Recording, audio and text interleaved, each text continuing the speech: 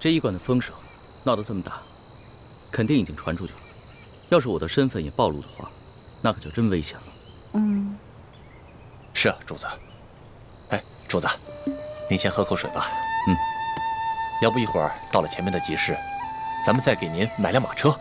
不用了，相比正在挨饿、流离失所的百姓，我这点苦算得了什么？拿去喝吧。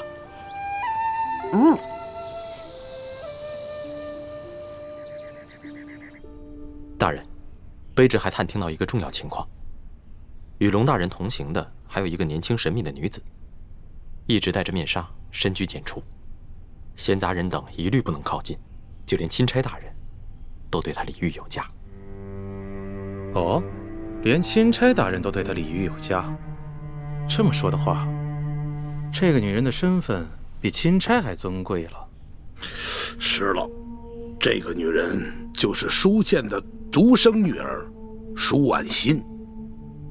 舒婉心，大人，舒婉心不是前几个月选秀进宫了吗？我听说这个舒婉心刚一进宫，就得到了皇上的圣宠，先是被封为了丽人，很快又被加封了丽嫔，现在她入主永和宫啊。所以说呀，这个龙大人对她礼敬有加，那也是说得通的。可依大清律令，后宫嫔妃若非伴驾，不得离京，违令者死罪。大清的律例是死的，但这个人是活的。这个皇上对这个舒建是宠爱有加，皇上见他危在旦夕，让龙大人悄悄地护送这个丽嫔出京看他的父亲，也不是没有这个可能的。大人，舒建的灵柩已被钦差大人他们护送回太原安葬，届时卑职以吊唁为名，亲自到舒府去查探，探清这个女子的身份究竟是不是舒婉心。这个舒婉心我虽然是没见过，但听别人提起过。听说这丫头外柔内刚，极有主见。她既然知道我们跟她爹是死对头，那现在舒建死了，她会跟咱们善罢甘休吗？她必定会逼着龙大人彻查舒建之死，咱们再使银子只怕就不灵了。那咱们就一不做二不休。这个丽嫔娘娘看见自己的父亲惨死，由于哀伤过度，香消玉殒，也不是不可以的嘛。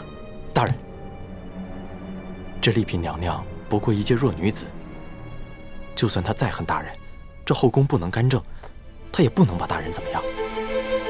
大人何必要冒这个风险呢？我的孟护卫啊，你乃是一个江湖中人，所以说呢，这后宫之中权势的奥妙不是很明白。我告诉你，后宫之中女人最大的机遇，那就是母凭子贵。你说现在皇上这么宠幸着丽嫔娘娘，她早晚会为皇上生下一个皇子的。到那个时候，那丽嫔娘娘能放过我们吗？能不报复我们吗？所以啊，我们现在要尽早的除掉她。说得对，姐夫。斩草必须除根。趁着舒建死了，舒府上下现在人心惶惶，我可以趁机收买他几个下人，将来无论咱们想干什么，那都有个准备，不是？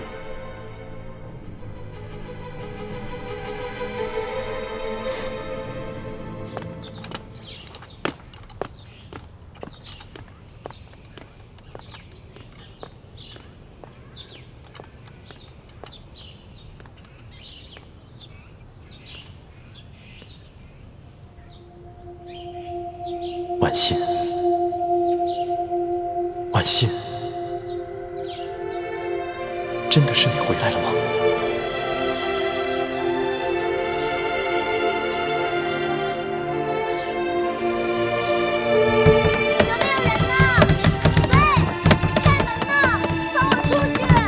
有没有人呢？喂，有没有人呢？切，放我出去！还想出去？放我出去！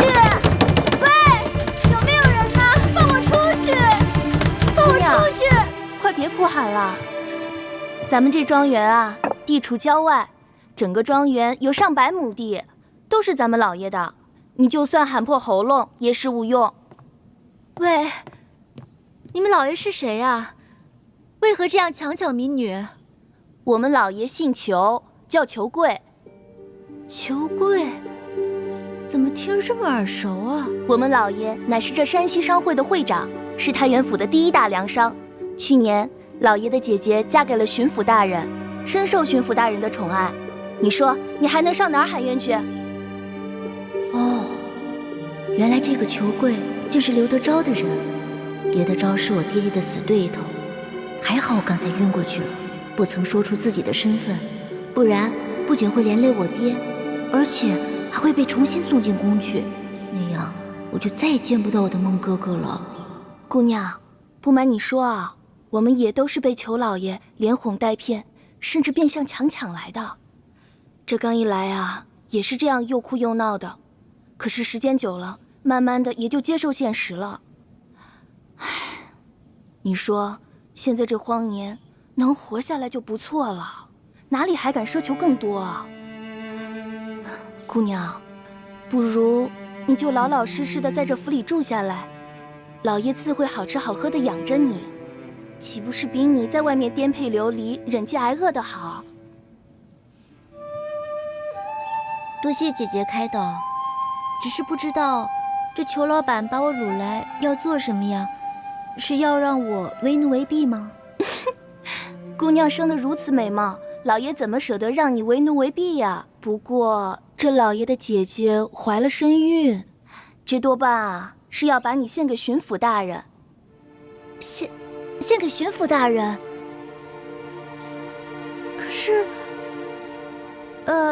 那裘老板就不怕我跟他的姐姐争宠啊？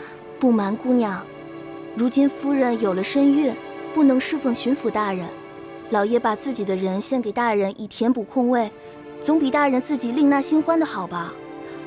姑娘，你就别哭闹了，只要你乖巧听话，肯配合，老爷一定会好好对你的，你这不就终身有靠了？刘德昭没见过我的面，不会认出我是他死对头舒建的女儿。等我进了刘府，然后一弹琵琶，孟哥哥一定会来救我的。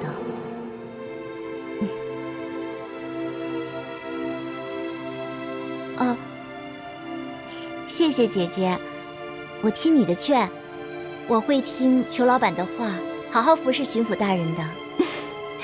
这就对了，咱们女人嫁谁不是嫁？能嫁给巡抚大人，已经是天大的福分了。哎，对了，姑娘，你叫什么名字啊？我姓万，叫万苏。万苏，好，那姑娘你先坐下，我们吃点东西吧。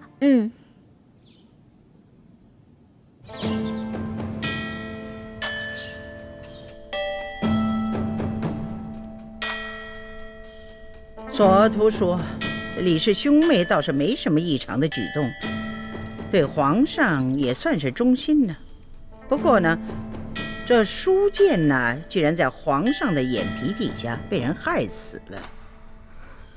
皇祖母，这暗杀舒建的幕后主使，不只有刘德昭，还牵涉到吴三桂，那皇上此行岂不是危险了？